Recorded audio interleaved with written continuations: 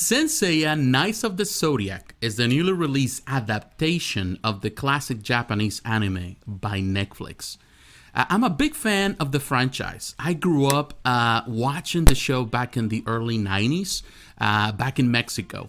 And it is one of the greatest, if perhaps not the greatest anime throughout Latin America and throughout many parts of the world. It's as big as Dragon Ball, and definitely was the one that set the foundation of anime to become so popular throughout the world. It's definitely one of the highlights of that era, one of the greatest of the time. So, like many of you, I was very eager to watch this show. I was really looking forward to it, even though there was a lot of controversy around it. Netflix released the first part, the first 6 episodes, and in the next couple of minutes, I'm gonna let you know how I feel about this. Is this show good or is it bad? So let's just find out. They're good. Believe it or not, the best part of this show is the intro song and also the credit song. They're played by the same band, the Struts, a British band, and it's just fantastic. It gives me goosebumps just to listen to it. I have to stop and repeat it a couple of times every time, because on every episode, because I just love the music. It brings back so many memories of growing up and watching the show on Saturday mornings. It was just I don't know. It just it's a walk on memory lane. And I love that part. There's some changes on the lyrics, but they're not really that big that will make a big difference. Definitely the song is great, the intro is great. Of course, the classic intro is the best if you're a purist. But definitely this is great, and the sounds is so good. Definitely they did a fantastic job. Another great aspect of the show, in my opinion, of course, is the quality, I would say, of this case, the animation. Of course, this is, you compare the old animation to this animation, they're different. There are clear differences, of course. This is 3D models, and there are good moments, even though there are some bad moments, and I will mention that when the time comes. But definitely, for the most part, I like some of the parts. There are some scenes throughout the different episodes where it's like you're watching the same that you did back in the day when you were watching the original episodes on classic animation. It's like you have now seen it in 3D. There's a couple of parts where it definitely hits that mark. It really is a good translation. They did a good job. Toei Animation did a fantastic job on those instances, and I like that. I definitely like this because it modernized the characters, making feel more relatable for in this case for the next generation, for kids. They can feel more more engaged with it. It's more appealing to them, and I feel that in that area, I think they did it right. And definitely, I would say kudos to Toei and also to Netflix for choosing this. The bad. Now it's time to talk about the bad, and definitely there's a lot of bad in this show, unfortunately. I'm really, really sad to say this. And I'm going to start with the first one. I think the worst thing, as many of you know, is the fact that there's a lot of sacrifices in this story. Fundamental sacrifices that have hurt the experience, at least for veterans to the franchise, which is technically the entire world, except the US. And it is sad because it really changes the narrative and it changes the dynamics between the characters, which is really sad. Of course, many people have mentioned about the fact that in this case, the gender of Shen was changed from a boy to a girl, which, to be honest, I wasn't really, I would say, so thrilled about it at first, but at the same time I was eager and waiting, and actually it's the least of the problems of the show. It's not really that bad when you come to think of it, but it definitely does change some of the dynamics between in this case Sean and in this case now her brother, and which is really Iki, in this case the Phoenix Knight, which is kind of really disappointing. But that's not the only thing. From the first episode you see changes, dramatic changes to the story that, of course, they were done with the purpose of to make things easier and more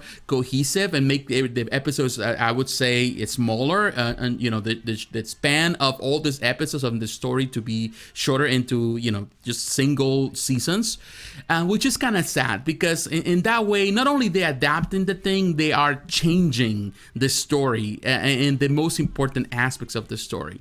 They take in a lot of those elements that make the original original cartoon so great. And you can say the original cartoon was gory. There were a lot of elements that not necessarily are for kids. But that's one of the reasons why it was so popular, and one of the reasons why people fell in love with it, because it was different than anything else. It was very mature. In many ways, it treated the viewers as a more mature entities, and it respected that. And definitely those sacrifices are hurting the experience. This takes me to another point, and is the dialogue. There are many times, because they make so many sacrifices to the story, the dialogue suffers. There are times where the dialogue is so cringeworthy. It's just not there. This is the part where the originals were more mature, and sometimes you can feel the tension. You can feel the pressure. Of course, when you're thinking about anime, particularly those classic anime shows, sometimes an episode can be long, with a lot of conversation, a lot of dialogue. And sometimes they don't even fight. They're just having this conversation and getting into the inner aspects of each character. But you don't get to see that. I feel that the problem is that the dialogue is so caught, and you don't get to engage with these characters to understand it in a deeper way. I feel that was one of the biggest problems, and this is technically a problem that started in the fact that they changed the story, some of the aspects of the story, so it suffers. It becomes more easier to digest, I would say, for young kids, but not necessarily for the adult audience, which ultimately are the people that are going to watch this show first and foremost, and they're going to have their kids to watch it with them. So I feel that was a big no-no, a big disappointment from the show. Another aspect of the show that is really disappointing is the pacing. It feels that everything is going too fast. And of course, this is done because the dialogue is not deep enough. The story is being, sacrificed. So the dialogue, and everything else really affects the speed of that. You feel that everything is going extremely, extremely fast. You don't get to experience or savor every battle like you did with the originals, where you felt that you were going through that. And sometimes 1 or 2 episodes were just meant for one single battle. And they were engaging, they were engaging emotionally, they were engaging physically. There were a lot of things that happened within that single battle. Here it's like it just happens 10 seconds and a battle is done. And that's definitely a big disappointment, because, that was one of the aspects, one of the reasons why you watch the show, because it engages you. And the story was thrilling. And unfortunately, it's not happening here. Although the 3D rendering is great, the action scenes are poorly done. There are many times where I feel that this show is going really slow. It's going in slow motion. It feels like it's like you're playing a video game that is on 60 frames per second, and this is kind of playing on a less than 30, like a 25. It's like it's so choppy, it's so slow, and it's sluggish. And it's sad because, normally with anime, you get to see this fast-paced movement, and particularly onto the in a regular classic style, but on 3D you lose some of that. But there are ways that you can increase that by making some type of special effects. Something that anime is very known for. Anime has always been like that. Back in the day when these animes were produced, they were cheaply made, and in order to create the effect that things are going fast, they make some scenes like you get a lot of close-ups and you get a lot of lines on the side. You get all kind of things that have the effect on the viewer that things are going faster than they really are. But you expect the same thing now with the technology, but it's not the case. It's like, you feel that they throw in the punches you can see in a mile away. There are a lot of things that are happening in this show that they feel more like one of those cartoons that are made particularly for a very young audience, very young kids. It feels like that, very slow in movement, and that really affects the experience because it's not like I remember. You remember these back in the day. Saint Seiya was a staple of a really fast movement.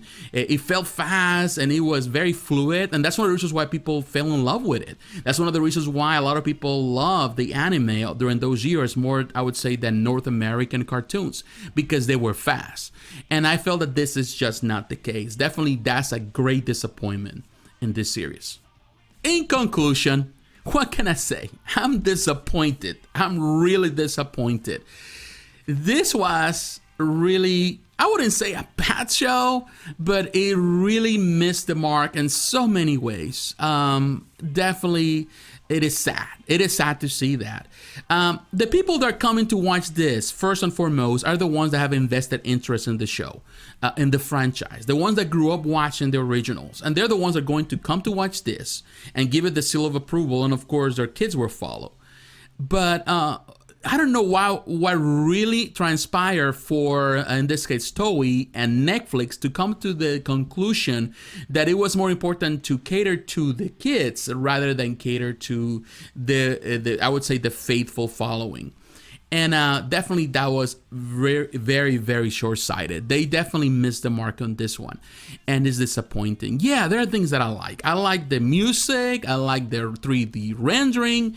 But the action scenes are bad. The timing, the pacing is bad. The dialogue is not good. All of those things are really important in any anime show are not there. So you can call this an anime show, but it is not an anime. It is just something totally different. It is a hybrid of American TV shows and something kind of like a really poor translation of some Japanese anime. It is what it is. And it's sad, because around the world, this is such a huge franchise. And, people around the world are watching this show just to be disappointed. And it is really sad. Yeah, if you don't have any interest on the original, so you never watch them, you might find some interest on that. You might like it for what it is. But if you haven't, if you grew up like me watching the originals, definitely you're going to find disappointment. Now, I'm not trying to say that this is the worst thing ever. It is not. There's some enjoyment. I enjoy some of it. But for the most part, I was really disappointed. And, good thing is that at the end of the show, or the end of the 6 episodes, it feels like it's kind of picking up the pace, and hopefully they are able to steer the course in the next couple of episodes, in the next part of season 1, and we can get to see more of that, because definitely this franchise deserves a win. Deserves to really finally be recognized, at least here in North America, for what it is. Definitely a pillar of anime throughout the world. So if I have to give this show a final score, I would say it's a 6 out of 10, which means that it's just average. It's all it is, nothing more. It is average because the music is good. I love the music. And of course, some of the 3D rendering is good. It resembles the originals, but that's about it. Beyond that, it's not that great. It could be boring. It could be boring, for the time that you spend watching it. But what is your opinion? Have you watched Saint Seiya, Knights of the Zodiac? Let me know in the comments below. I would like to hear it. So once again, thanks for watching. God bless, and I'll talk to you again. Bye-bye.